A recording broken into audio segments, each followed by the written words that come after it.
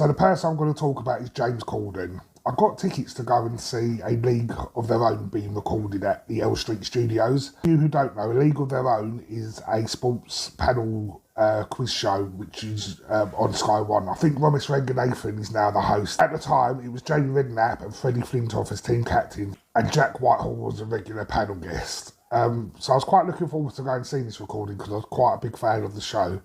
So we arrived at the studio, the warm-up comedian come out, and he was fantastic. I think he's the same guy that does the warm-ups for Saturday Night Takeaway, and we saw him again when I went to a recording of Celebrity Juice. And then the panel come out, and then so did James. James come out, and he just basically said, "Hello, right, we're going to start the show," and then they went straight into the recording. Well, during the games, everyone seemed fine and laughing and getting along, but in between takes, James was very subdued. He didn't really interact with us at all. All he kept doing was sitting on his phone. Jamie and Freddie and Jack tried to interact with us, but James was just sitting on his phone, and then a producer would come over and speak to him, and you could just hear him muttering, "Oh, if we must. Okay, let's do that again then. Okay, well, we're picking it up from there." It was very sort of standoffish.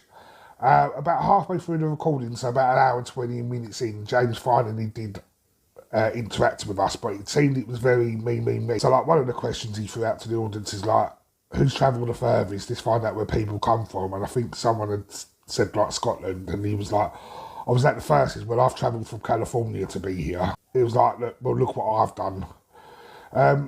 We get to the end of the recording, and this is one of the main things that stay in my head, is at the end of each episode, James used to read the scores and then sort of say, "We'll see you next week," but he'd throw his pen. He made us sit there an extra 20 minutes while he got that take right. All he was doing was just throwing a pen, and he didn't like the way he was throwing it, so he was like, "No, we'll go again." Threw the pen, "No, didn't like that one, we're doing it again."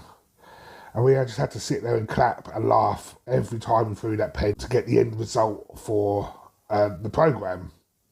So that was really like, I thought, Adam, you just throwing a pen here. Like, I get it if it was not in shot or dropping on the floor, but it was him. It wasn't the producers saying to him, like, "This redo that." It was him saying, "No, I'm not happy with that. Let's do it again. As soon as the recording stopped, he literally stand up and said, like, "Thanks everyone for coming," and he walked off. And that was it.